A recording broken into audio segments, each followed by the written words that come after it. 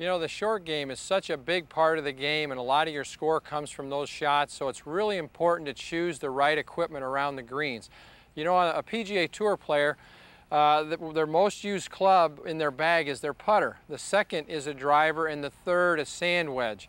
And so the sand wedges are really important to have the correct fit for you. And it really depends on where you live in the United States. If you live up north, for instance, where there's a lot of bluegrass rough, a lot of cushion on the grass, you're probably going to want to choose a sand wedge that has more bounce and a wider flange. And the flange width is this width right here, and the bounce refers to the high point of the club compared to the front edge. So if I take the club up like this, you can see if I tilt it back, you can see the front edge is up off my hand quite a bit there. So this club has a significant amount of bounce. One that would have less bounce would not be quite as high, and a sand wedge like that would be used more maybe down in Texas or Florida where they have a lot of hard pan lies. Maybe the bunkers are a little firmer.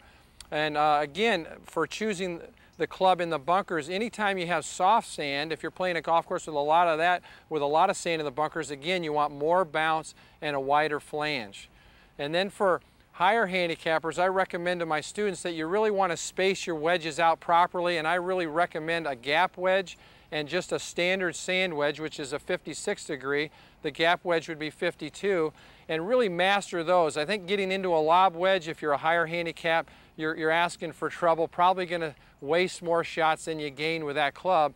But the lower handicap, I think it's important to have, you know, go ahead and get that lob wedge so you can hit some of those higher finesse shots around the greens. But just keep in mind the type of surface that you're playing, the type of sand you're playing, makes a big difference in choosing the club. So if you can do that and remember those points, I think you're going to have a lot more success around the greens with your sand wedges.